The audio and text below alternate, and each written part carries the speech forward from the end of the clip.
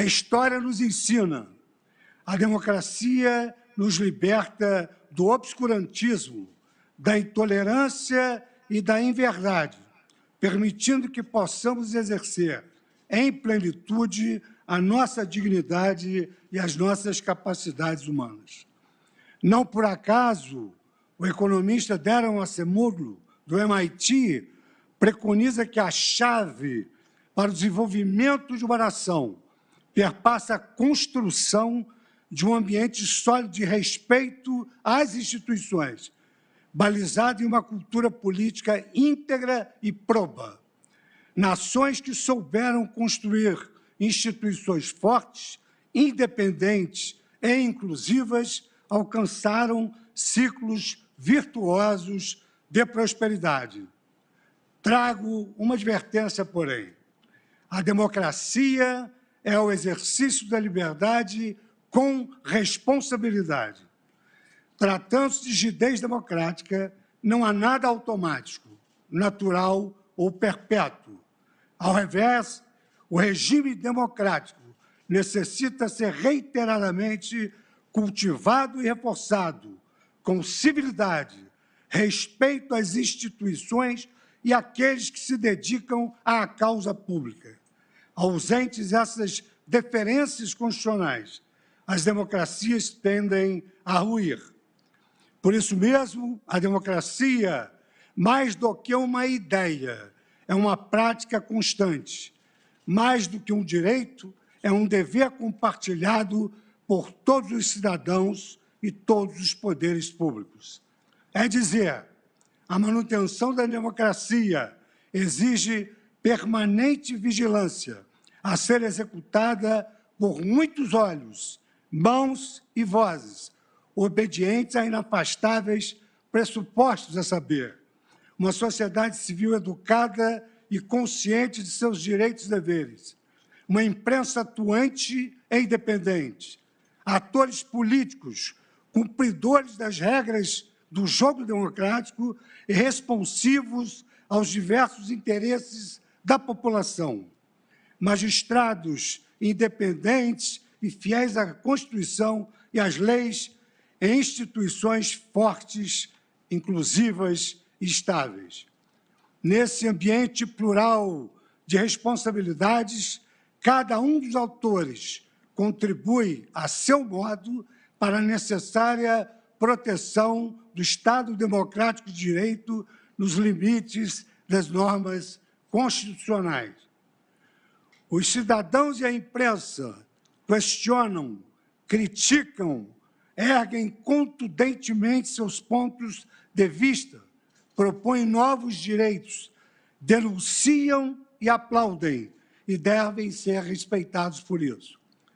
Os atores políticos debatem na arena pública e fazem confluir os diversos interesses de cada um dos grupos que compõem o tecido social, seja aprovando leis, seja executando políticas públicas.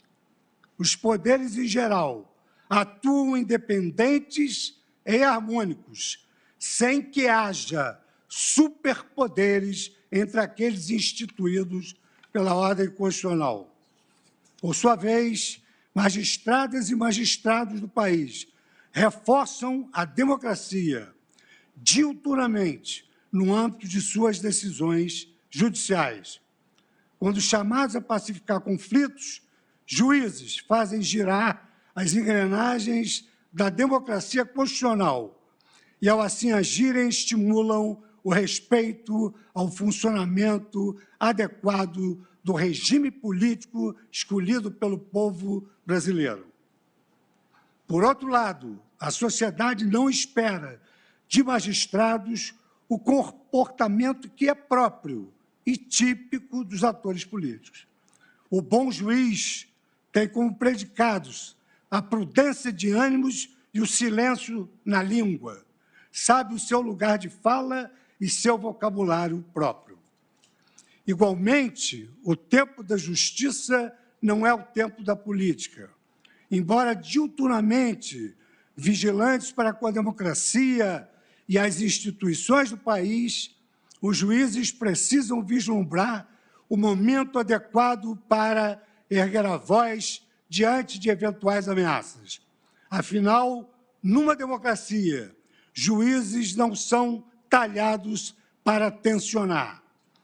Nesse ponto, é de sabença que o relacionamento entre os poderes pressupõe a atuação dentro dos limites constitucionais, com freios e contrapesos recíprocos, porém, com a atuação harmônica e alinhamento entre si, em prol da materialização dos valores constitucionais. Porém, a harmonia e a independência entre os poderes não implicam impunidade de atos que exorbitem o necessário respeito às instituições. Permanecemos atentos aos ataques de inverdades à honra dos cidadãos que se dedicam à causa pública. Atitudes desses jaez deslegitimam veladamente as instituições do país e ferem não apenas biografias individuais, mas corroem sorrateiramente os valores democráticos consolidados ao longo de anos pelo suor e pelo sangue dos brasileiros que viveram em prol da construção da democracia do nosso país.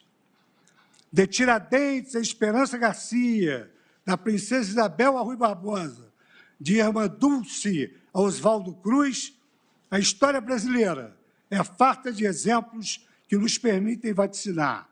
O tempo é o melhor juiz de nossas trajetórias. Daqui a algumas décadas, as próximas gerações mais distanciadas das paixões que inebriam as controvérsias de nossos dias saberão perfeitamente a quem reverenciar. Por fim, como protagonistas de nossos tempos, não olvidemos que o maior símbolo da democracia é o diálogo. Nunca é tarde para o diálogo e para a razão. Sempre há tempo para o aprendizado mútuo, para o debate público compromissado com o desenvolvimento do país e para a cooperação entre os cidadãos bem-intencionados. Entretanto, relembro, palavras voam e ações fortificam. Diálogo eficiente pressupõe compromisso permanente com as palavras. O brasileiro de hoje clama por saúde, paz, verdade e honestidade.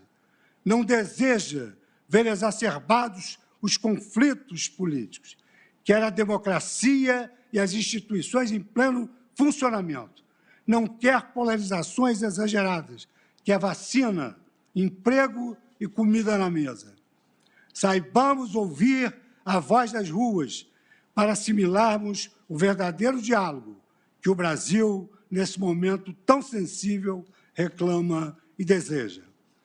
Nós, do Supremo Tribunal Federal, ainda quando nossas atuações tenham que ser severas, jamais abdicaremos os nossos deveres e nossas responsabilidades.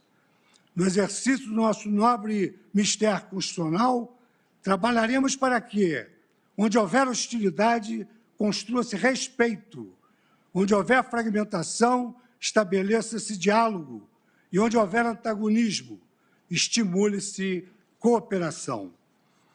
No exercício dessa missão desafiadora, que tem sido a presidência deste tribunal, nesses tempos de pandemia e de dissonâncias, eu agradeço a colaboração incondicional dos meus pares, que ao meu lado têm, unisonamente, trabalhado na defesa institucional de nossa democracia e do Supremo Tribunal Federal. Seguindo os nossos bons desígnios, retomaremos a pauta de julgamentos do plenário, exercendo nossa função presencialmente, em breve espaço de tempo, tão logo possível, no afã de pacificar litígios constitucionais que contribuam para a segurança jurídica, para a garantia de um ambiente estável de negócios e para o fortalecimento do nosso Estado democrático de direito.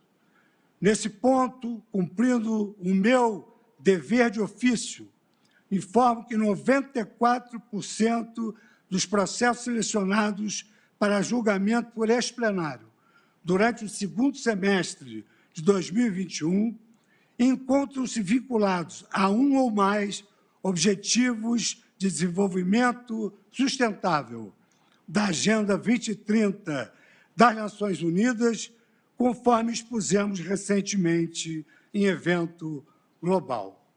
Senhoras ministros, senhores ministros, senhoras e senhores, nós, do Supremo Tribunal Federal, trabalhamos e existimos pelo povo brasileiro. Que Deus nos abençoe nessa nova jornada.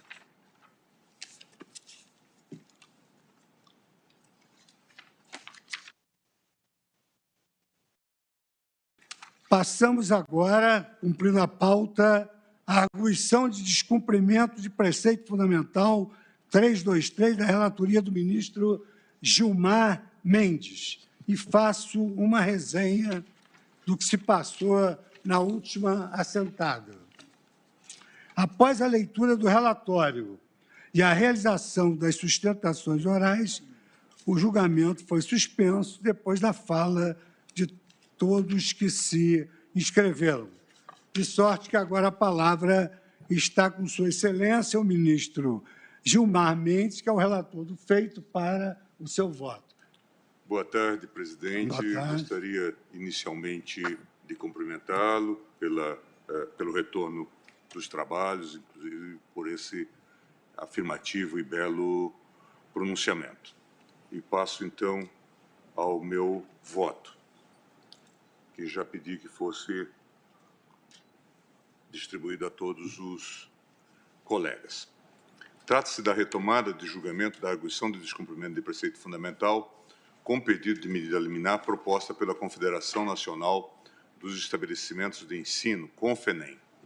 O relatório da ação já foi lido em sessão anterior, mas rememoro brevemente que esta DPF tem por objeto interpretação jurisprudencial conferida pelo TST e pelos Tribunais Regionais do Trabalho da Primeira e da Segunda Região ao artigo 114, parágrafo 2º da Constituição Federal, na redação dada pela Emenda Constitucional 45, de 30 de dezembro de 2004, consubstanciada na súmula 277 do TST, na versão atribuída pela Resolução 185, de 27 de setembro de 2012. De acordo com a nova redação sumular, as cláusulas normativas restam incorporadas ao contrato de trabalho individual até que novo acordo ou convenção coletiva seja firmado. Trata-se do chamado princípio da ultratividade da norma coletiva, que já for objeto de legislação específica, artigo 1º, parágrafo 1º da Lei 8542 de 92, posteriormente revogada pela Lei 10.192 de 2001. O entendimento do TST fundamenta-se em suposta reintrodução do princípio da ultratividade da norma coletiva no sistema jurídico brasileiro pela Emenda Constitucional 45 de 2004. A simples inserção da palavra anteriormente no artigo 114, parágrafo 2º da Constituição Federal seria a autorização do poder constituinte derivado para tal dedução. Pois bem, em respeito à economia processual e considerando que a apresentação está devidamente instruída, manifesto-me no sentido deste plenário analisar desde logo o seu mérito. Eu, então, passo aí as questões de cabimento da ação, presidente, e indico inicialmente que a presente arguição de cumprimento de preceito fundamental é cabível nos termos da Lei 9882 de 99. A requerente Confederação Nacional dos Estabelecimentos de Ensino é entidade de classe em nível nacional que representa todos os estabelecimentos particulares de ensino do país. Ademais, a CONFENEM já foi admitida em diversos julgados desta Corte como parte legítima para a propositura de ação direta. Eu registro aqui os diversos precedentes. Em relação à pertinência temática, também entendo assistir razão à requerente ao apontar que a interpretação judicial conferida pelo TST e pelos Tribunais Regionais do Trabalho, em múltiplas decisões que aplicam o princípio da ultraatividade da norma coletiva, atinge diretamente os estabelecimentos particulares de ensino de todo o país no aspecto da solução de conflitos coletivos de trabalho, dificultando a negociação. Também no que se refere à subsidiariedade, a Lei 9882 impõe que a arguição de descumprimento de preceito fundamental somente será admitida se não houver outro meio eficaz de sanar a lesividade, o conhecido artigo 4º, parágrafo 1º.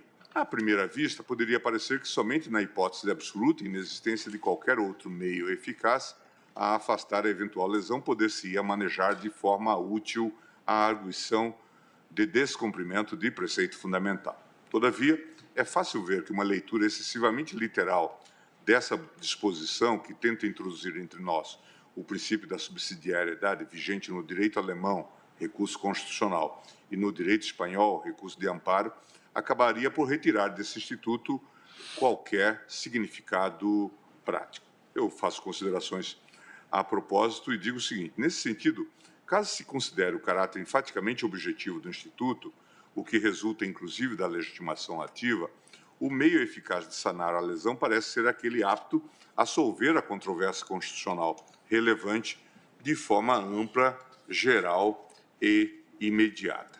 Nessas hipóteses, diante da inexistência de processo de índole objetiva apto a solver de uma vez por todas a controvérsia constitucional, afigura-se integralmente aplicável à arguição de descumprimento de preceito fundamental. É que as ações originárias e o próprio recurso extraordinário não parecem, as mais das vezes, capazes de resolver a controvérsia constitucional de forma geral, definitiva e imediata. A necessidade de interposição de uma pletora de recursos extraordinários idênticos poderá, em verdade, constituir-se em ameaça ao livre funcionamento do Supremo e das próprias Cortes ordinárias. Dessa forma, o Supremo poderá conhecer da arguição de descumprimento toda vez que o princípio da segurança jurídica estiver seriamente ameaçado, especialmente em razão de conflitos de interpretação ou de incongruências hermenêuticas causadas pelo modelo pluralista de jurisdição constitucional, desde que presentes os demais pressupostos de admissibilidade.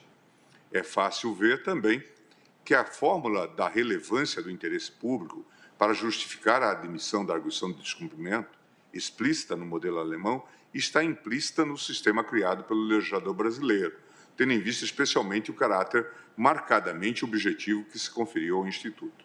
Assim, o Supremo poderá, ao lado de outros requisitos de admissibilidade, emitir juízo sobre a relevância e o interesse público contido na controvérsia constitucional, podendo recusar a admissibilidade da DPF sempre que não vislumbrar relevância jurídica na sua propositura.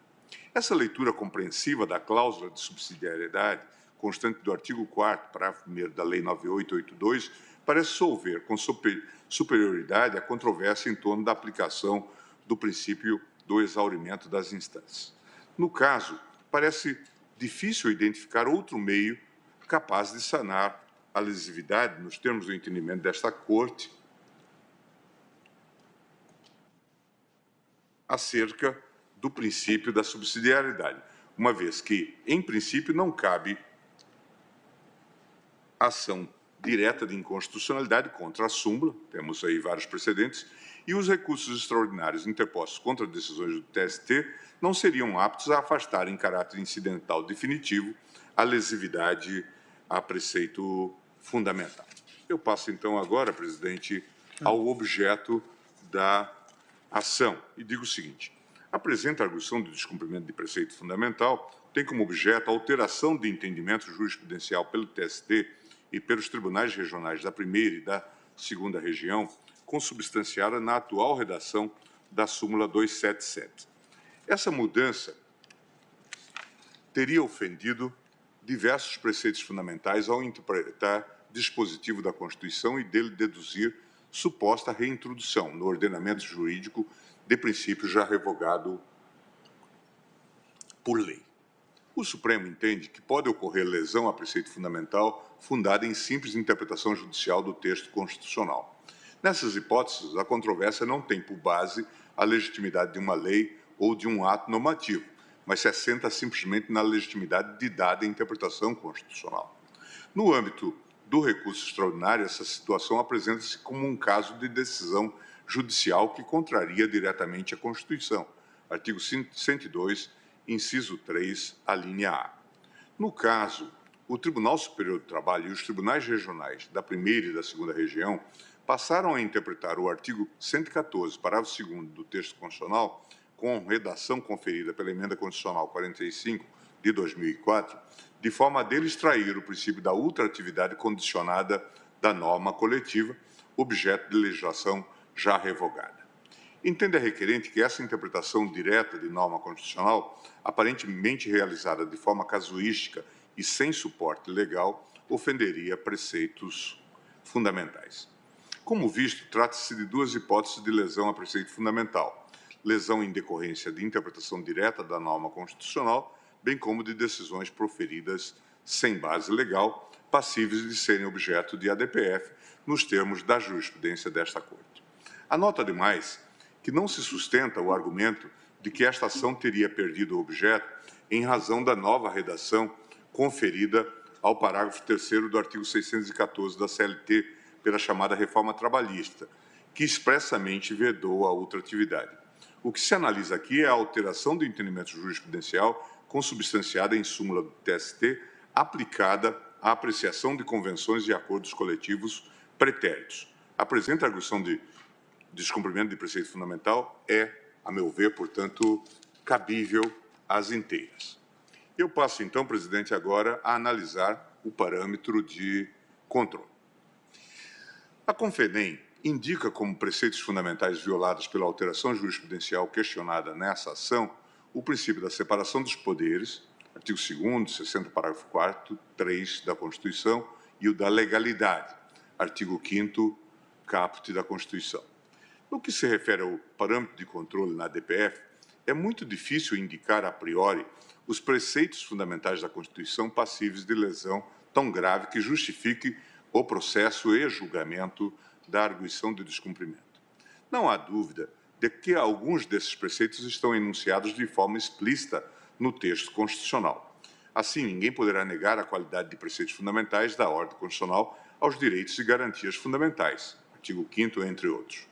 Da mesma forma, não se poderá deixar de atribuir essa qualificação aos demais princípios protegidos pela cláusula pétrea do artigo 60, parágrafo 4º da Constituição. O princípio federativo, a separação dos poderes, o voto direto, secreto, universal e periódico. Por outro lado, a própria Constituição explicita os chamados princípios sensíveis, cuja violação pode dar ensejo à decretação de intervenção federal nos Estados-membros, artigo 34, inciso 7. Ao se deparar com a alegação de afronta ao princípio da divisão de poderes da Constituição, de Constituição estadual, em face dos princípios sensíveis, representação interventiva, assentou o notável Castro Nunes lição que certamente se aplica à interpretação das cláusulas pétreas. Eu, então, transcrevo. Os casos de intervenção prefigurados nessa enumeração se enunciam por declarações de princípios, comportando o que possa comportar cada um desses princípios como dados doutrinários, que são conhecidos na exposição do direito público.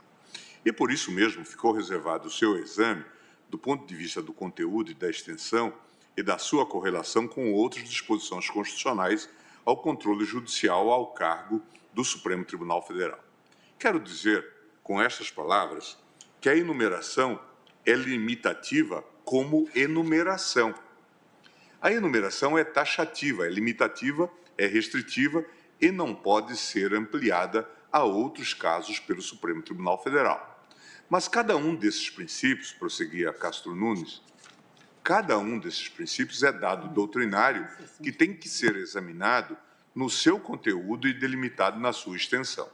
Daí decorre que a interpretação é restritiva apenas no sentido de limitada aos princípios enumerados, não o exame de cada um, que não está nem poderá estar limitado, comportando necessariamente a exploração do conteúdo e fixação das características pelas quais se defina cada qual deles, nisso consistindo a delimitação do que possa ser consentido ou proibido aos Estados. Isto foi na representação 94, relatou o ministro Castro Nunes, em Arquivo Judiciário 85, página 31, 34, 35. Essa orientação, consagrada pelo Supremo para os chamados princípios sensíveis, há de se aplicar à concretização das cláusulas pétreas e também dos chamados preceitos fundamentais.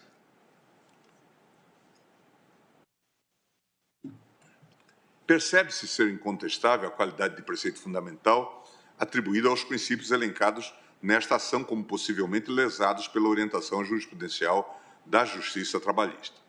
O princípio da legalidade e o princípio da separação dos poderes são dois elementos basilares do direito constitucional nacional, protegidos pela cláusula pétrea do artigo 60, parágrafo 4º da Constituição. Ademais, ao passar a determinar a vigência de cláusulas coletivas a momento posterior à eficácia do instrumento no qual acordadas, a Justiça Trabalhista, além de violar os princípios da separação dos poderes e da legalidade, nos termos indicados na inicial, também parece ofender a supremacia dos acordos e das convenções coletivas, artigo 7º, inciso 26 da Constituição, outro flagrante preceito fundamental que deve ser igualmente resguardado. É evidente, portanto, a existência de preceitos fundamentais potencialmente lesados na questão aqui discutida. Verifica-se, pois, que a presente arguição de descumprimento de preceito fundamental há de ser considerada cabível nos termos da Lei 9882 de 1999. Eu passo a considerar agora, presidente, então, o chamado ato lesivo, para então fazermos os devidos enquadramentos. Analiso, então, o ato lesivo objeto desta arguição de descumprimento de preceito fundamental, fundada em alteração do entendimento jurisprudencial, assente em interpretação de norma constitucional, consubstanciada na atual redação da súmula 277 do TST. Para tanto, entendo ser necessário, primeiramente, realizar breve sistematização doutrinária das principais questões relacionadas à adoção do princípio da ultraatividade da norma coletiva, além de mencionar as ações deste Supremo Tribunal Federal em que o tema da ultraatividade de normas já foi apreciado. Destaco inicialmente que a doutrina trabalhista indica que o princípio da ultraatividade da norma coletiva parte da premissa de buscar neutralizar a hegemonia da posição do empregador sobre a do trabalhador no momento de nova negociação coletiva. Entende-se que não há negociação livre entre partes desiguais e estipula-se que a norma coletiva deve seguir eficaz mesmo após o seu termo final de vigência, como forma de garantir ao trabalhador um patamar mínimo transacional. Garantias já alcançadas serviriam de ferramentas para buscar melhores condições em tratativas futuras, ao mesmo tempo em que seria evitada uma espécie de vácuo normativo. Em publicação acadêmica, os ministros Augusto César Leite de Carvalho, Cátia Magalhães Arruda e Maurício Godinho Delgado, do TST, anotam: a ultraatividade da norma coletiva, quando adotada a ultraatividade condicionada, assegura a eficácia da convenção ou acordo coletivo cujo prazo de vigência estaria exaurido, de modo a não permitir que a categoria de empregados permaneça sem uma disciplina de suas condições específicas de trabalho. Sendo condicionada à superveniência de nova norma coletiva, o surgimento de nova normatização da matéria faz prevalecer a regra mais recente, ainda que tal signifique a redução de direito. Isso está publicado sob a súmula 277 e a defesa da Constituição, em revista do TST, ano 78, outubro a dezembro de 2012. Vê-se que, ao menos teoricamente, o chamado princípio da ultraatividade condicionada aceita a ideia de eventual redução de direitos por novo instrumento negocial, já que determinada condição de trabalho poderá ser alterada, suprimida ou mantida em acordo seguinte. Difere-se, nesse ponto, do princípio da chamada ultraatividade absoluta, de acordo com o qual a norma coletiva favorável ao trabalhador automaticamente passa a integrar seu contrato individual de trabalho e não pode ser jamais suprimida. No direito comparado, apesar das características peculiares inerentes a cada ordenamento jurídico, é possível identificar ao menos 4 grandes grupos de formatações do princípio da ultratividade de normas. Eu cito os autores referidos e outros. No primeiro grupo, países que adotam a ultratividade absoluta ou incondicionada, isto é, os direitos negociados coletivamente passam a integrar o contrato individual após a vigência do acordo coletivo, não podendo mais ser suprimidos. São exemplos Argentina, Bélgica, México, Paraguai e Venezuela. Já dentre os países que aceitam a ultratividade condicionada, há ordenamentos em que o acordo permanece válido por tempo indefinido, até que o novo pacto individual ou coletivo o substitua, reduzindo, suprimindo ou aumentando os direitos anteriormente previstos, como ocorre na Letônia, Eslovênia, Áustria, Holanda, Finlândia, Dinamarca. Nesse sentido, na Alemanha, por exemplo, as cláusulas dos instrumentos coletivos seguem válidos, ainda que vencidas, até que não entre em vigor outra convenção que as substitua, de acordo com o parágrafo 4.5, em combinação com o parágrafo 3.3 do chamado Tarifgesetz. Há ainda sistemas que aceitam a ultratividade condicionada, mas mantêm o acordo vencido válido por um limite temporal específico. É o modelo adotado na França, na Grécia, em Portugal, na Polônia e na Espanha. Por fim, ordenamentos jurídicos em que a regra é a ausência de ultratividade. Na Irlanda e no Reino Unido, por exemplo, não existe regra geral que trate da ultratividade, que, se existir, deve ser acordada entre empregador e trabalhadores. Na Bulgária, a única hipótese em que permitida a ultratividade é na ocorrência de aquisição de empresa por outra, situação em que novo acordo precisa ser convencionado. Em todos os casos mencionados, a ultratividade pode estar expressamente prevista na legislação, como pode ser construção jurisprudencial, a partir de características próprias do ordenamento jurídico nacional. Nesse aspecto, Bélgica, Estônia, Suécia e Itália, apesar de não terem previsão expressa sobre a ultratividade, possuem mecanismos alternativos que determinam sua aplicação. Na Itália, entende-se que, na prática, a ultratividade é norma implícita e a jurisprudência exige manifestação expressa das partes para afastar. Na Espanha, a reforma trabalhista ocorrida em 2012 dispôs que os acordos coletivos seguiriam válidos por 1 ano após o término de sua vigência. O Tribunal Supremo Espanhol decidiu, todavia, que os instrumentos coletivos têm natureza contratual e devem seguir exigíveis entre empresa e trabalhador, ainda que passado 1 ano após sua vigência, podendo ser modificados por circunstâncias econômicas, técnicas, organizacionais e produtivas. Já na Polônia, lei do ano 2000 previa a ultratividade até a entrada em vigor de novo acordo coletivo.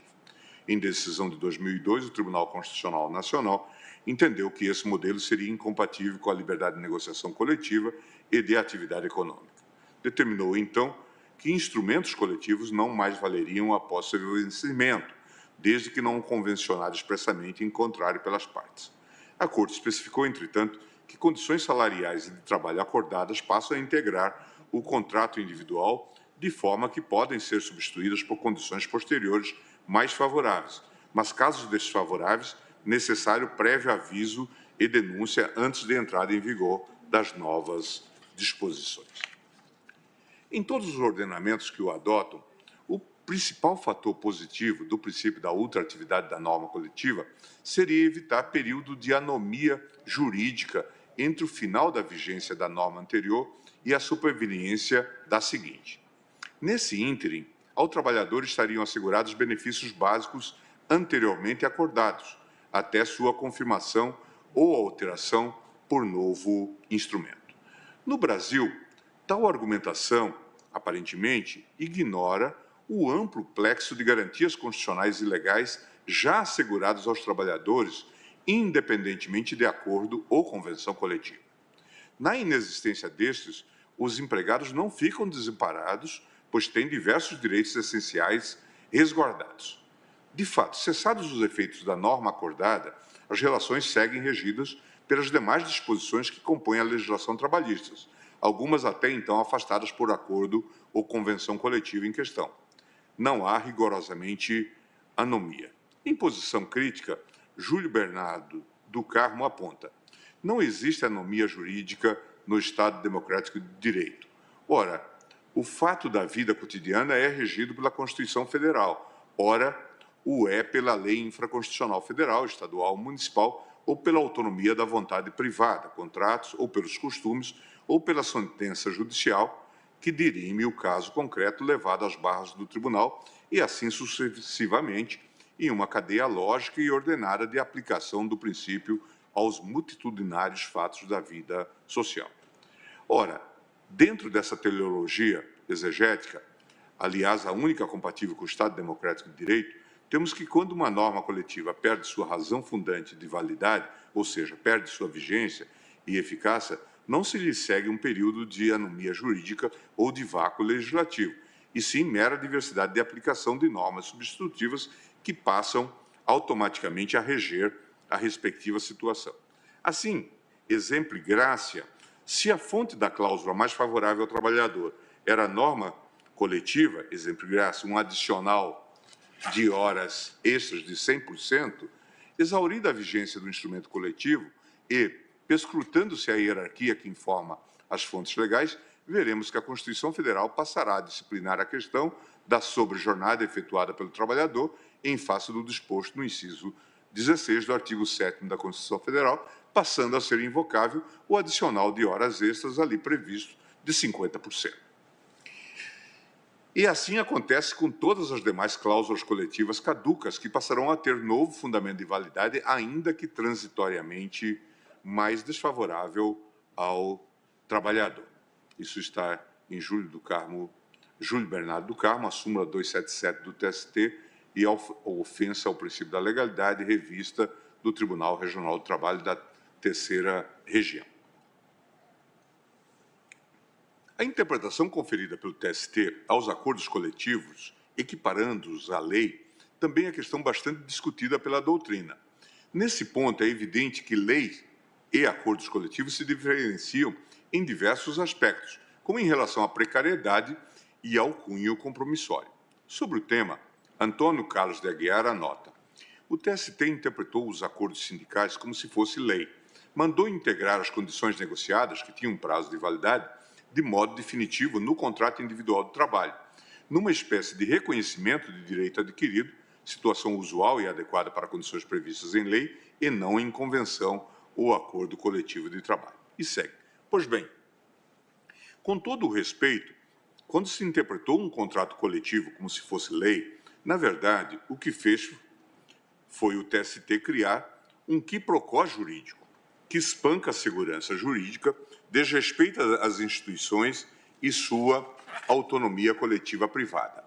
Impacta custos para as empresas, além de tratar os representantes sindicais como cidadãos de segunda classe, que não têm autonomia para defender os interesses de seus representados. Em relação a aspectos negativos, Sérgio Pinto Martins indica que a incorporação das normas coletivas ao contrato individual de trabalho implica obstar novas negociações coletivas e estimular que o empregador dispense aqueles trabalhadores que tenham cláusulas incorporadas em seus contratos de trabalho, a fim de admitir outros com benefícios inferiores. Para ele, trata-se de situação que tende a diminuir a viabilidade da negociação coletiva e a aumentar os dissídios coletivos. E complementa: não se pode dizer que há direito adquirido à manutenção da condição do contrato de trabalho estabelecida pela norma coletiva anterior, pois o inciso 35 do artigo 5º estabelece que a lei não prejudicará o direito adquirido. Não é a convenção ou acordo coletivo que não prejudicarão o direito adquirido, mas a lei. Ademais, em decorrência do prazo determinado de vigência da norma coletiva, não se pode falar em incorporação de suas cláusulas no contrato de trabalho. A convenção coletiva pode, portanto, ter tanto regras para melhorar as condições de trabalho como condições empeios. Assim, se as partes não quiserem ou não quiseram a incorporação, esta não ocorrerá, pois há barganha para obtenção de novas condições de trabalho, implicando concessões recíprocas. A negociação entre as partes é feita no sentido de estabelecer concessões recíprocas para a outorga de outros benefícios. Se foi suprimido determinado benefício, pode ter ocorrido de, no conjunto, terem atribuído melhores benefícios aos trabalhadores. Isso está em comentários às súmulas do TST de Sérgio Pinto Martins. É evidente, portanto, que, em breve análise, que o princípio da ultratividade da norma coletiva apresenta diversos aspectos que precisam ser levados em consideração quando de sua adoção ou não.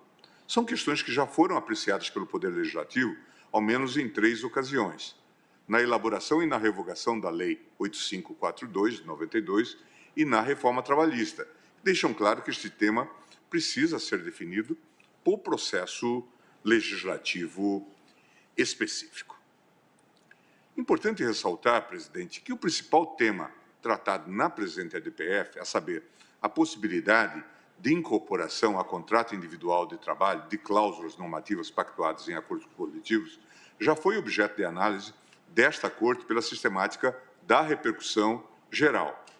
O AI 731954, repercussão geral, relator ministro César Peluso, tema 193, teve como objeto a ultratividade da norma coletiva e a possibilidade de incorporação de vantagens conferidas mediante acordo ou convenção coletivos ao contrato individual de trabalho nos termos definidos pela súmula 277 do TST em sua redação original.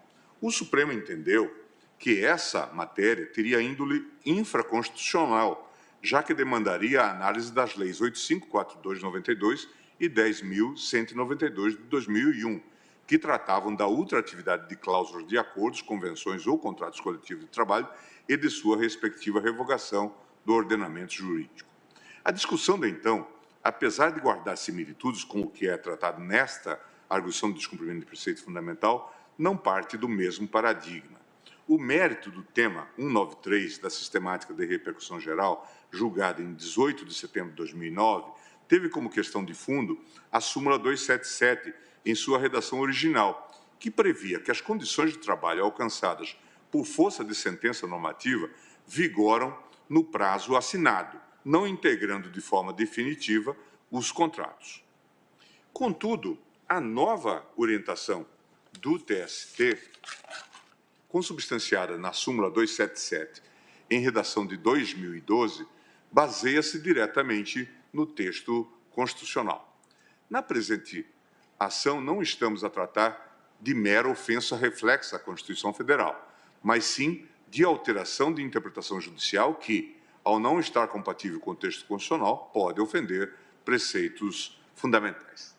Destaco ainda que, em 4 de junho de 2020, este plenário finalizou o julgamento conjunto das ADINs 2200 e 2288 da relatoria da eminente ministra Carmen Lúcia, nas quais se questionou justamente a constitucionalidade da Lei 10.192, no ponto em que revogou os dispositivos da Lei 8.542 de 92, que tratavam da ultra-atividade de cláusulas de acordos, convenções ou contratos coletivos.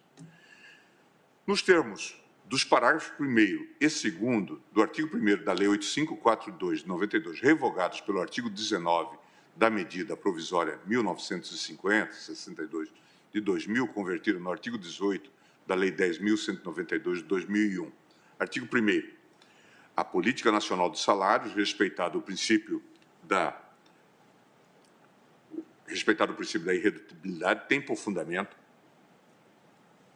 a livre negociação coletiva e reger-se-á pelas normas estabelecidas nesta lei. Parágrafo 1º. As cláusulas dos acordos, convenções ou contratos coletivos de trabalho integram os contratos individuais de trabalho e somente poderão ser reduzidas ou suprimidas por posterior acordo, convenção ou contrato coletivo de trabalho, revogado pela Lei 10.192, de 14 de 2 de 2001. E o parágrafo 2º.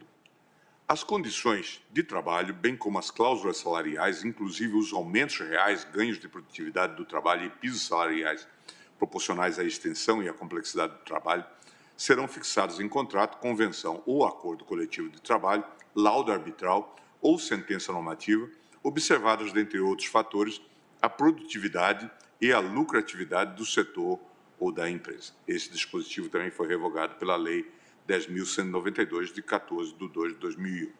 Entendeu-se no julgamento que, com a superveniência da Lei número 13.467 de 2017, conhecida como Reforma Trabalhista, a discussão restou esvaziada quanto à lei revogadora, uma vez que passou a ser expressamente vedada a ultratividade no direito do trabalho brasileiro, de acordo com a nova redação do parágrafo 3º do artigo 614 da CLT, que estipula que não será permitido estipular duração de convenção coletiva ou acordo coletivo de trabalho superior a 2 anos, sendo vedada a ultraatividade. Sobre a manutenção de direitos e garantias dos trabalhadores, apesar do fim do acordo ou convenção coletiva, a eminente relatora, a ministra Carmen Lúcia, explicitou em seu voto que, independente da existência de lei ordinária, permanecem rígidas no ordenamento jurídico brasileiro as normas constitucionais assecuratórias do direito à irredutibilidade do salário, salvo o disposto em convenção ou acordo coletivo, inciso 6º do artigo 7º da Constituição da República, e o reconhecimento das convenções e acordos coletivos de trabalho, inciso 26 do artigo 7º da Constituição, como instrumentos válidos para a criação de obrigações entre as partes contratantes. As ações ficaram assim ementadas. Ação direta de inconstitucionalidade, medida provisória número 1950, convertida na Lei 10.192, revogação dos parágrafos 1º e 2º do artigo 1º da Lei 8.542, de 92, acordos e convenções coletivos de trabalho, superveniência da Lei 13.467, de 2017, prejuízo da ação. Argumentação genérica quanto à indicação de afronta ao artigo 5º, inciso 37 da Constituição da República. A conversão da medida provisória, número 1950, na Lei 10.192, torna prejudicado o debate sobre o preenchimento da excepcionalidade exigida pelo artigo 62 da Constituição. Nos incisos 6º e 26 do artigo 7º da Constituição da República, não se disciplinam a vigência e a eficácia das convenções e dos acordos coletivos de trabalho. A conformação desses institutos compete ao legislador ordinário, que deverá, à luz das demais normas constitucionais, eleger políticas legislativas aptas a viabilizar a concretização dos direitos dos trabalhadores. Superveniência da Lei 13.467, de 2017, que expressamente veda a ultratividade no direito do trabalho brasileiro. Esvaziamento da discussão quanto à lei revogadora, impossibilidade de repristinação das normas revogadas pelos dispositivos questionados, ação direta de inconstitucionalidade prejudicada. Anoto nesse ponto que o artigo 19 da medida provisória 1875, que revogou os parágrafos 1º e 2º da Lei 8542, já foram objeto de 2 ações diretas de inconstitucionalidade. A primeira, da relatoria do ministro Marco Aurélio, teve liminar deferida, mas em razão da ausência de aditamento da inicial, acabou por ser julgada extinta, a de 1849.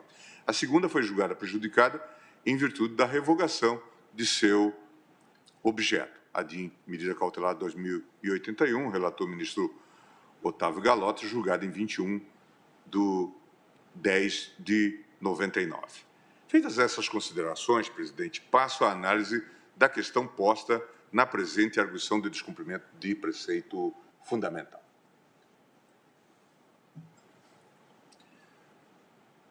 Caso concreto, a nova redação da súmula 277 do TST.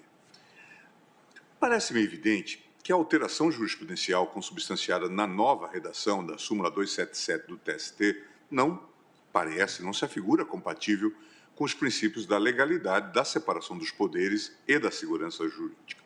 Ademais, causa igual perplexidade o caráter casuístico da aplicação do princípio da ultratividade das normas coletivas, como procurarei indicar a seguir.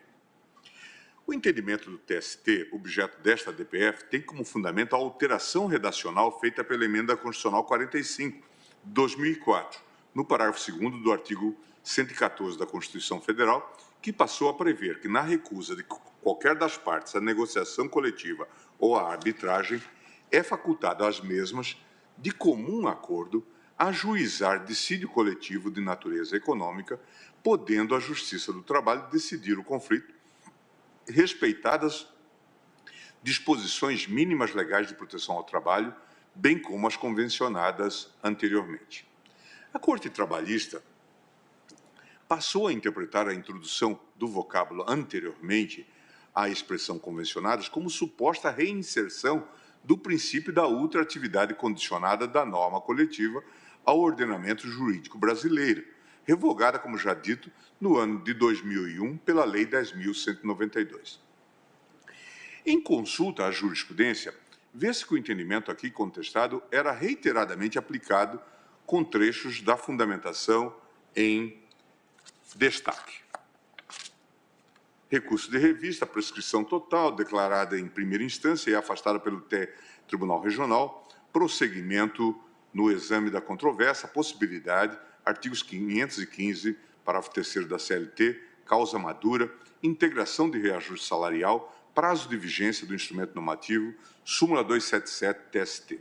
A controvérsia está centrada em definir se a condenação à integração dos reajustes deve ser limitada ao prazo de vigência do instrumento normativo que os autorizou.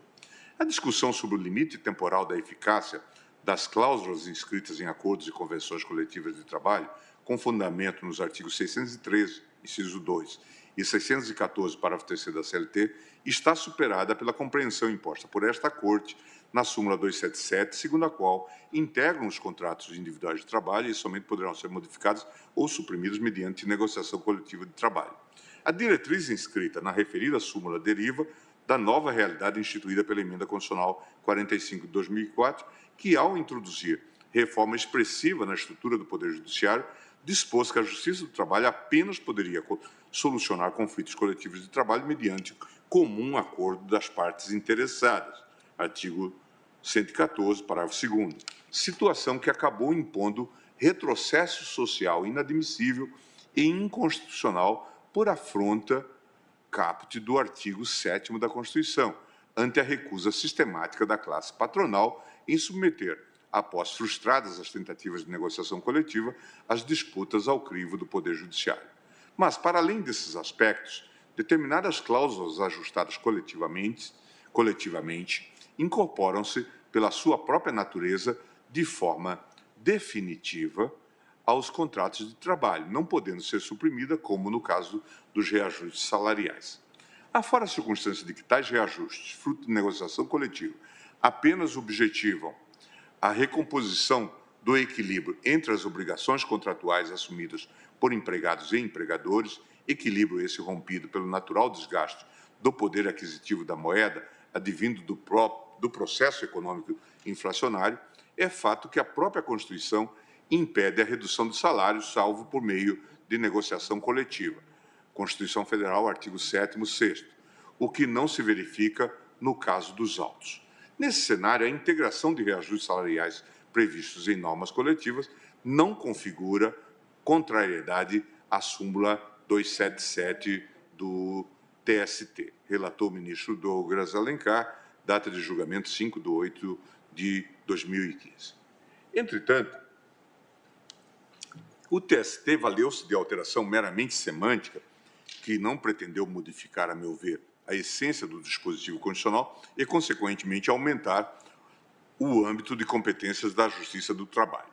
Nesse aspecto, o ministro Ives Gandra da Silva Martins Filho esclarece que a palavra anteriormente foi introduzida no parágrafo 2º do artigo 114 da Constituição, em verdade, para especificar ainda mais o limite mínimo a ser respeitado pelo poder normativo da Justiça do Trabalho. Isso está em processo coletivo do trabalho, Ives Gandra da Silva Martins Filho. Este seria o verdadeiro sentido da norma, constitucionalizar o princípio da manutenção da condição mais favorável ao trabalhador, nos termos do artigo 468 da CLT. Nos contratos individuais de trabalho, só é lícita a alteração das respectivas condições por mútuo consentimento e, ainda assim, desde que não resultem, direta ou indiretamente, prejuízos ao empregado, sob pena de nulidade da cláusula infringente desta garantia, também no âmbito das sentenças normativas. E complementa. A incorporação apenas é garantida, no caso específico de norma convencional anterior, se o conflito for apreciado pelo Judiciário Trabalhista, já que este não poderá deixar de incluir na sentença normativa as vantagens previstas no acordo cuja vigência expirou.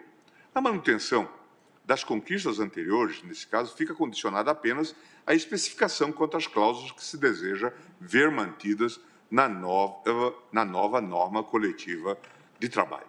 Assim, a única fórmula que restaria ao empregador para desonerar-se de concessão que um dia fez aos empregados via de acordo coletivo seria a consecução de novo acordo em que a cláusula indesejável não fosse incluída. Mas, nesse caso, o desiderato patronal apenas lograria êxito mediante compensação com outra espécie de vantagem a ser concedida, menos onerosa para a empresa, como fruto da negociação coletiva. Isso se torna comum nos contextos econômicos de recessão, quando a preservação do emprego é mais importante que o aumento das vantagens salariais, que poderão, inclusive, ser diminuídas. Verifica-se, pois, que o dispositivo constitucional em comento não trouxe, na verdade, elemento novo em relação à incorporação das normas coletivas aos contratos individuais de trabalho, senão reflete-se parcialmente, na medida em que impõe a manutenção, na sentença normativa posterior, das vantagens constantes do instrumento coletivo anterior, se este era a convenção ou acordo, natureza convencional e não impositiva. Isto também em processo coletivo do trabalho.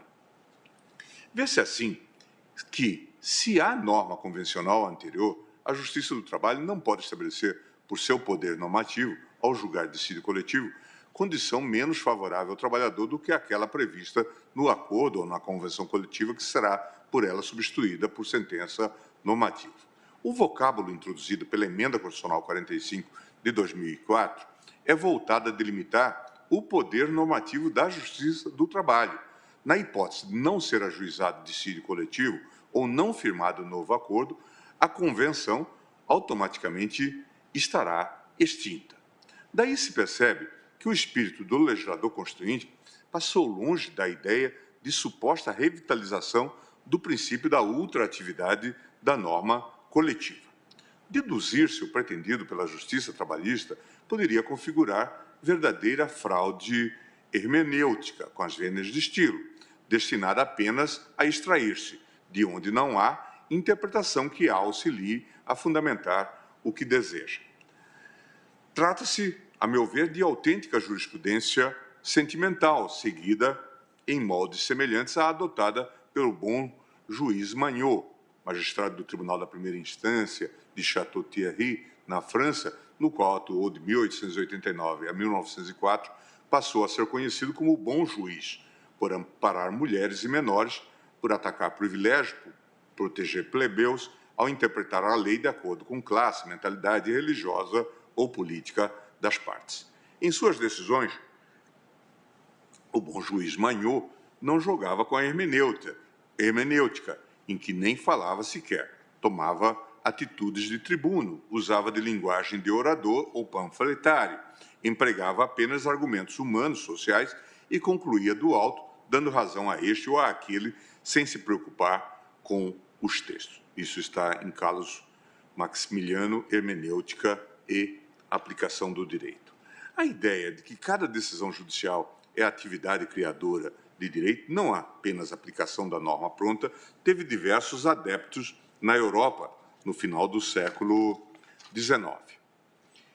O chamado movimento do direito livre, do qual é considerado precursor o escrito Gesetz und Richteramt de Oskar Bülow, publicado em 1885, seguia o princípio de que haveria pluralidade de significados para a aplicação de determinado texto de lei, cabendo ao juiz ponderar o que acreditava ser a mais justa em verdadeira livre investigação do direito. O magistrado não teria limites no momento de decidir litígios. Isso está em Larentz, Metodologia da Ciência do Direito. É esse ativismo, um tanto quanto naif que o TST parece pretender seguir na espécie. Também a Justiça do Trabalho não pode perder de vista a realidade e, a partir de visões próprias do mundo, focada a atingir determinado fim que entende nobre, atuar como bom juiz manhou. Há limites que precisam ser observados no Estado Democrático de Direito e dos quais não se pode deliberadamente afastar para favorecer grupo específico. Em crítica à interpretação que desde o início já estava voltada a obter determinado fim, Carlos Maximiliano pondera: cumpre evitar não só o demasiado apego à letra dos dispositivos, como também o excesso contrário, o de forçar a exegese e, deste modo, encaixar na regra escrita, graças à fantasia do hermeneuta, as teses pelas quais este se apaixonou, de sorte que vislumbra no texto ideias apenas existentes no próprio cérebro ou no sentido individual, desvairado por ogerizas e pendores, entusiasmos e preconceitos, na mesma obra hermenêutica e aplicação do direito.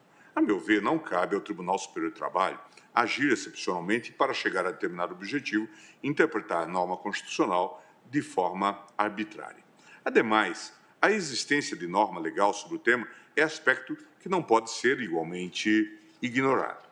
O parágrafo 1º do artigo 1º da Lei 8542 de 92 expressamente estabelecia que as cláusulas dos acordos, convenções ou contratos coletivos de trabalho integram os contratos individuais de trabalho e somente poderão ser reduzidas ou suprimidas por posterior acordo, convenção ou contrato coletivo de trabalho.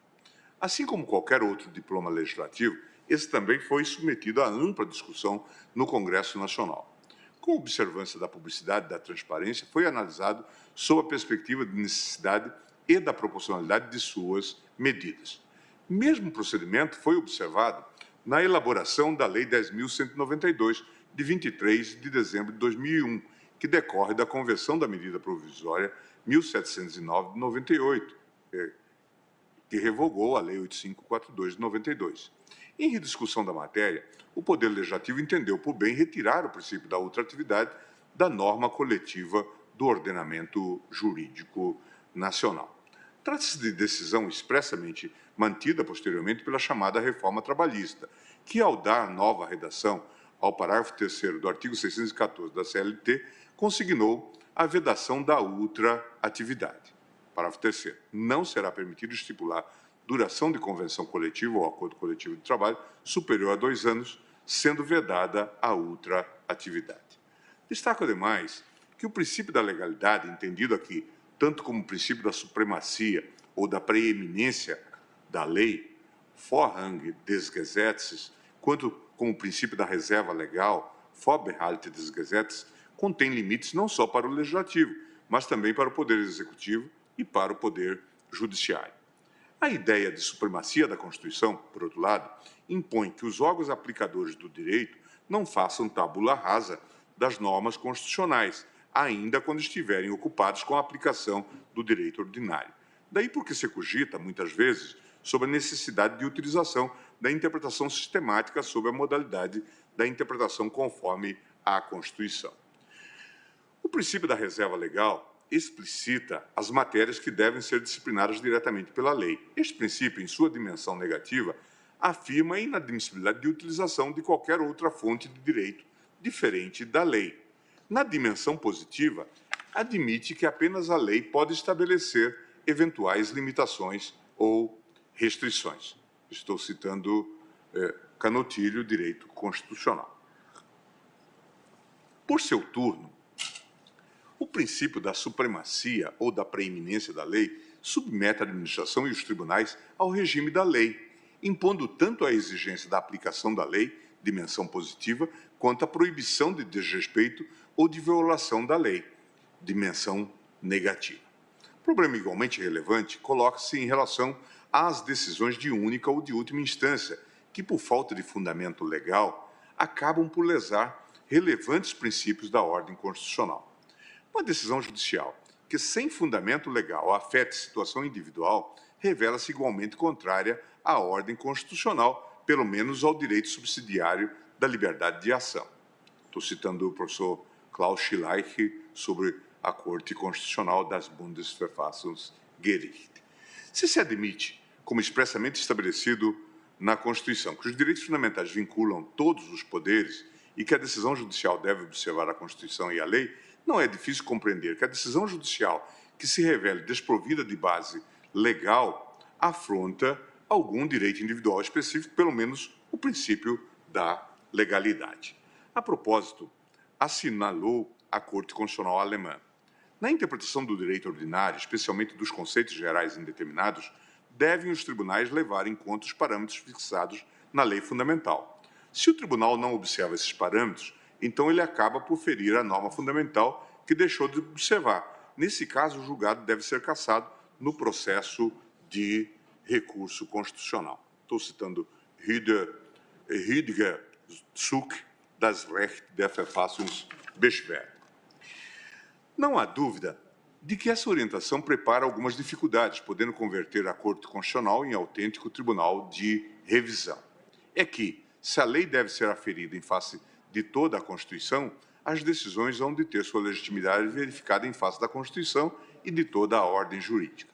Se se admitisse que toda decisão contrária ao direito ordinário é uma decisão inconstitucional, ter-se-ia de acolher igualmente todo e qualquer recurso constitucional interposto contra a decisão judicial ilegal. Cito aqui Schleich. Enquanto essa orientação prevalece em relação a leis inconstitucionais, não se adota o mesmo entendimento no que concerne às decisões judiciais. Enfim, é possível aferir uma questão constitucional na violação de lei pela decisão ou ato dos poderes executivo, legislativo ou judiciário.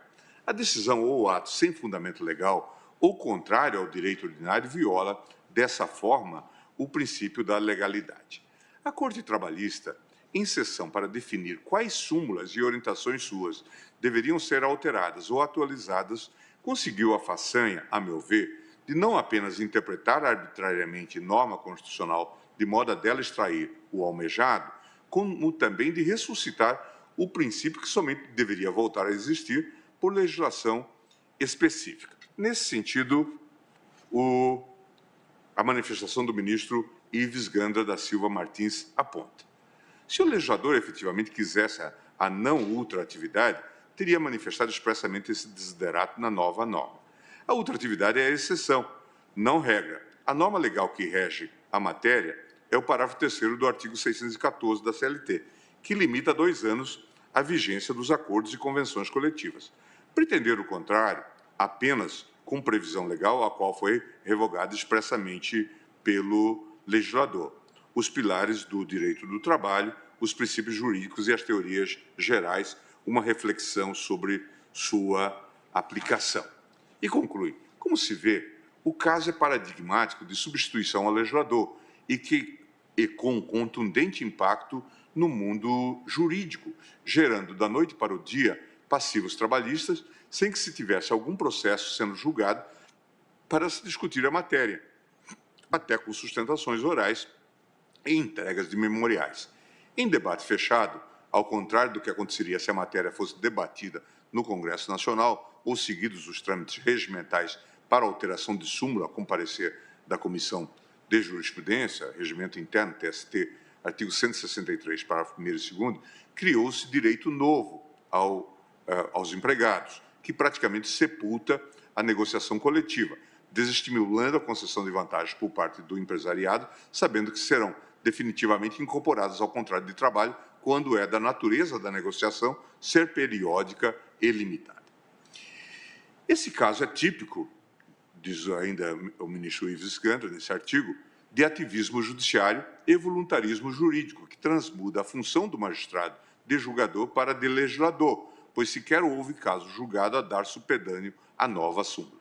E nem se diga que algum precedente da SDC anterior à nova redação da súmula poderia ser invocado como justificador da nova orientação, na medida em que o artigo 165 do Regimento Interno do TST só admite precedentes da SDI para a edição das súmulas, uma vez que a SDC exerce o poder normativo, gerando precedentes normativos e não súmulas, sendo que estas últimas é que são aplicadas aos dissídios individuais, onde se exerce a jurisdição e não o poder normativo da seção de dissídios coletivos, na mesma obra.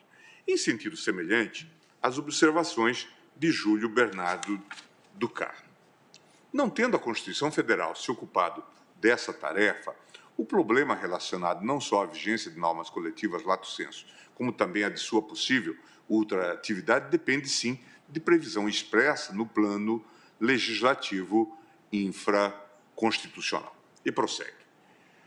A questão da incorporação definitiva da cláusula mais favorável ao contrato individual de trabalho deve e tem que ser dissociada tanto no plano individual como no plano coletivo do direito do trabalho. No plano do direito individual do trabalho, em face do dirigismo estatal e da natureza de ordem pública e de irrenunciabilidade dos preceitos que otorgam direitos sociais aos trabalhadores, a regra é que a norma mais favorável adere sempre ao contrato de trabalho, não mais podendo ser suprimida em seu prejuízo.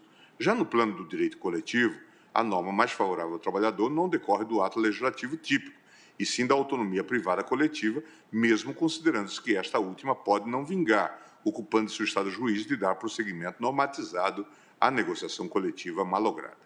A singularidade permanece porque, mesmo no âmbito do poder normativo, o Judiciário Trabalhista não edita lei abstrata e válida para todos, e sim uma norma específica que vai reger a situação de trabalhadores que estão inseridos em determinada categoria profissional. Ou seja, uma coisa é invocar a inalterabilidade de uma cláusula mais favorável ao trabalhador quando oriunda de uma lei trabalhista cogente, imperativa e inalterável ad libitum das partes. Outra, bem diversa, é invocar a inalterabilidade ou perpetuidade de uma cláusula favorável ao trabalhador quando advinda não de lei imperativa e categórica, mas sim da autonomia privada coletiva que desfrutam os entes sindicais quando celebram um acordo ou uma convenção coletiva de trabalho.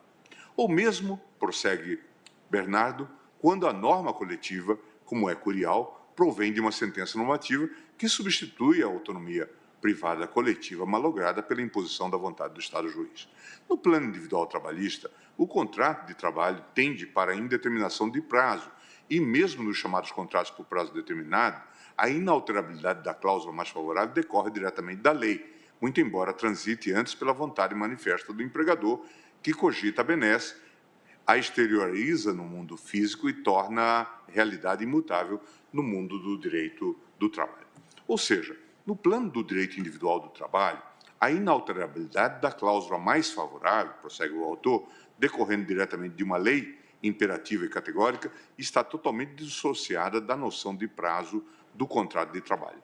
Ela é atemporal e, uma vez reconhecida pelo Estado juiz, a situação de inalterabilidade da cláusula mais favorável ao trabalhador é irreversível e imodificável. As normas coletivas, por outro lado, todas têm, sem exceção, têm prazo de vigência determinado, imposto por lei, e suas cláusulas são frutos de autonomia privada coletiva ou de um ato heterônomo estatal que a substitui. Tendo o prazo de vigência imperativa delineado na lei, as cláusulas coletivas não podem viver de forma atemporal, cessando sua eficácia com o exaurimento do prazo de vigência da norma coletiva. Outro argumento que milita contra a teoria da ultratividade condicionada da norma coletiva em face da total ausência de respaldo legal, prossegue Júlio Bernardo, para referendá-la, consubstancia-se na peculiaridade de que uma das garantias constitucionais atinentes aos direitos sociais é a conhecida irredutibilidade do salário ou a rigorosa observância da duração do trabalho normal, ressalvado o disposto em negociação coletiva. Isso está em a súmula dos 277 do TST e a ofensa ao princípio da legalidade. Vê-se, pois, que não apenas o princípio da legalidade, presidente, mas também o da separação dos poderes, afigura-se, a meu ver, atingido com essa atuação, com todas as vênias, a meu ver, indevida. Sobre o tema, anota-se ademais, anota o autor ademais. A usurpação da competência do legislador positivo foi deveras desastrosa, porque, longe de otimizar, pode sim emperrar o surgimento de novas cláusulas favoráveis aos trabalhadores em instrumentos coletivos, já que, aderindo inapelavelmente os contratos individuais de trabalho, amargaria ainda mais o oneroso encargo social do patronato, incutindo um medo generalizado de outorgar tais benesses. Isso também está em Júlio Bernardo Carmo, a súmula 277 do TST e a ofensa ao princípio da legalidade. Ao avocar para si a função legiferante, A Corte Trabalhista, digo eu, afastou o debate público e todos os trâmites e as garantias típicas do processo legislativo, passando por conta própria a ditar não apenas norma, mas os limites da alteração que criou. Tomou para si o poder de ponderação acerca de eventuais consequências desastrosas e mais, ao aplicar entendimento que ela mesma estabeleceu, também o poder de arbitrariamente selecionar quem por ele seria atingido. A interpretação conferida pelo TST, consubstanciada na última redação da súmula 277 do Tribunal, também, a meu ver, ofende o princípio da segurança jurídica. Nos termos da CLT, acordos e convenções coletivas devem obrigatoriamente conter o seu prazo de vigência, que não poderá ter duração superior a 2 anos. Para tornar a limitação ainda mais explícita, a reforma trabalhista manifestamente dispôs que, além de não ser permitida a duração superior a 2 anos, é vedada a ultratividade. Artigo 613, 2, parágrafo 3º da CLT. Entretanto, mesmo antes dessa cristalina proibição, pela simples limitação temporal existente, já era claro que a duração de acordos e convenções coletivas não poderia exceder o prazo legalmente estabelecido. Trata-se de regra que deveria ser observada e da qual as partes tinham ciência.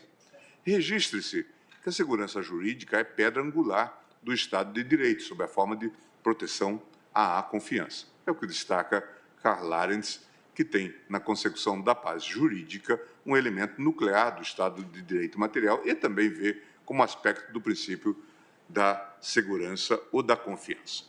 E diz o seguinte: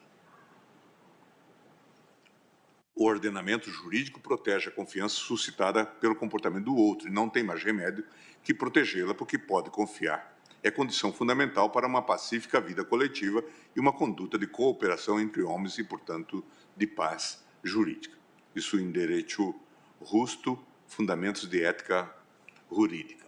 E prossegue, afirmando que o princípio da confiança tem um componente de ética jurídica que se expressa no princípio da boa-fé. Dito princípio, diz Arendts, consagra que uma confiança despertada de um modo imputável deve ser mantida quando efetivamente se acreditou nela.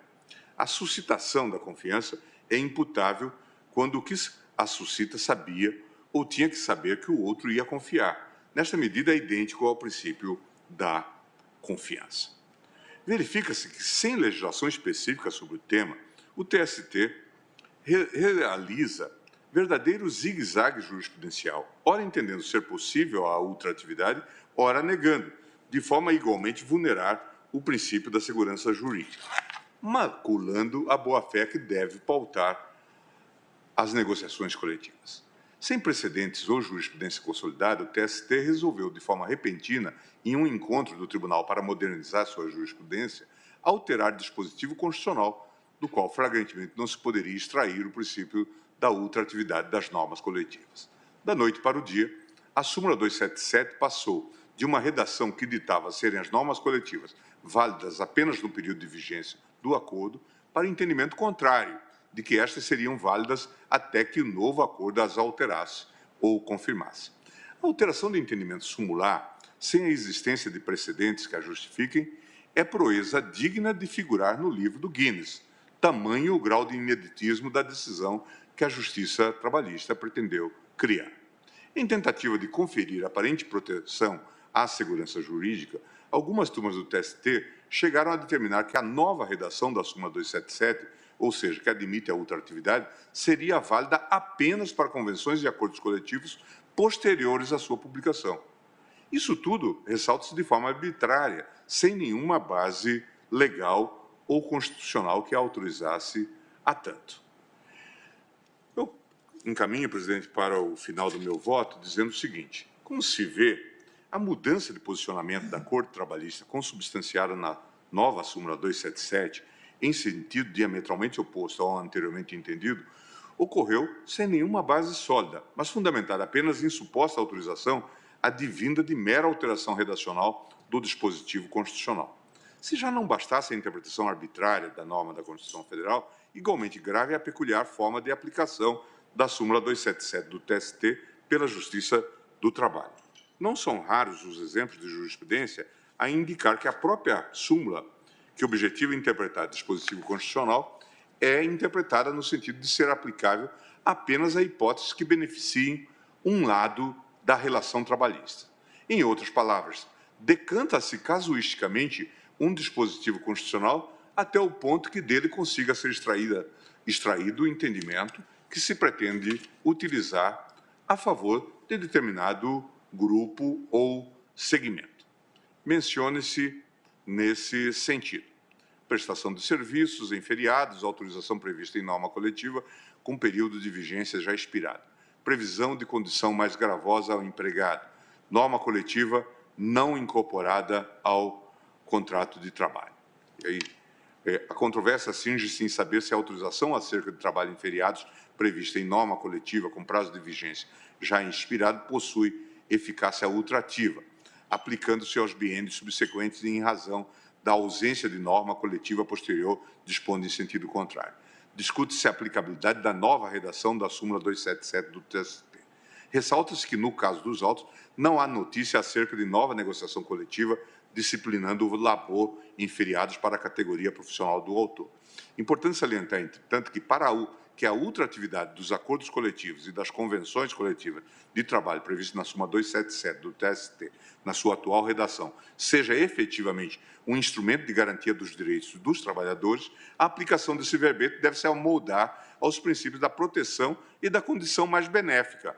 Ademais, cumpre salientar que a aplicação da nova redação da súmula 277 desta Corte pressupõe a existência, no caso concreto, de norma que não seja prejudicial ao trabalhador, admitindo-se assim que determinada cláusula normativa se protraia no tempo até que sobrevenha alteração por meio de nova negociação coletiva, desde que, como referido, não prejudique os empregados, sendo essa a melhor exegese a respeito da matéria à luz da citada súmula. Com efeito, a normativa indicada pela reclamada, pelo qual se autorizou o labor em dias feriados, não aderiu ao contrato de trabalho do autor, porquanto a supressão do direito do trabalhador à folga do feriado consiste em condição mais gravosa, devendo ser limitada ao período subscrito na norma, qual seja o biênio 2012-2013. Intacta a súmula 277 do TST, precedentes, recurso de revista conhecido e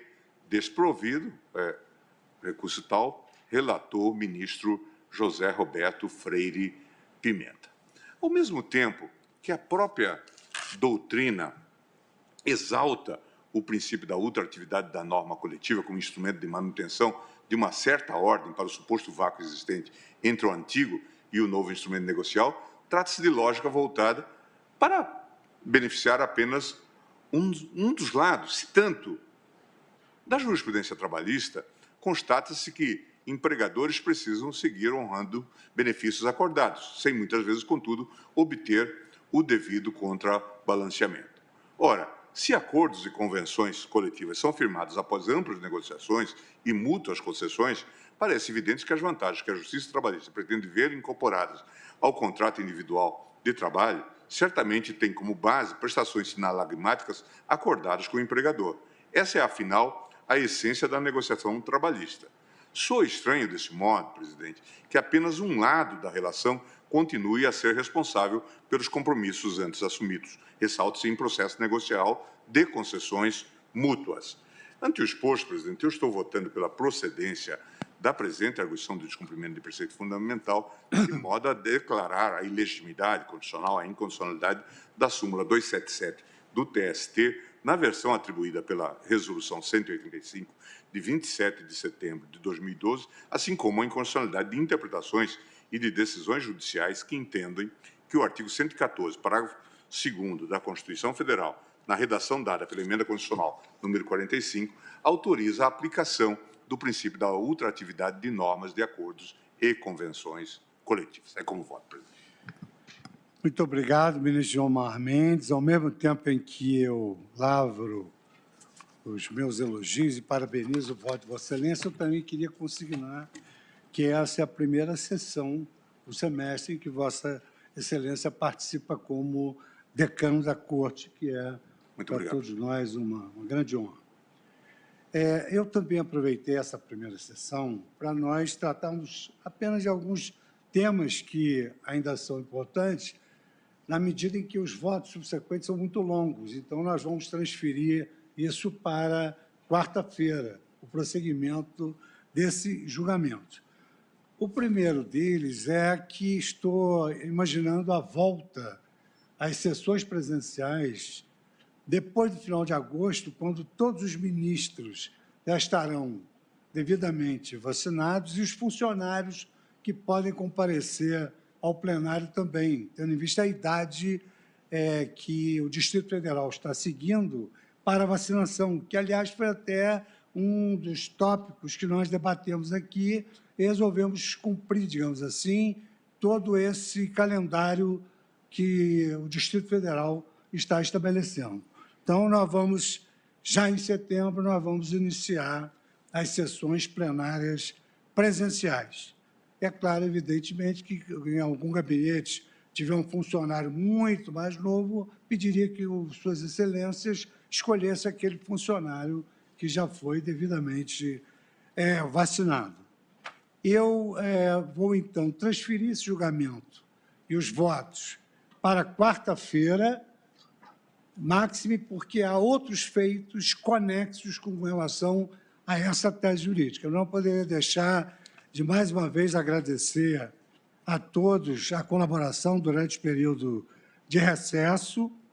Consignei aqui já o voto do ministro Gilmar Mendes e aguardo a todos quarta-feira na nossa sessão ordinária para prosseguirmos com relação a esse tema. Agradeço também aos servidores, funcionários, à imprensa em geral e declaro encerrada a sessão.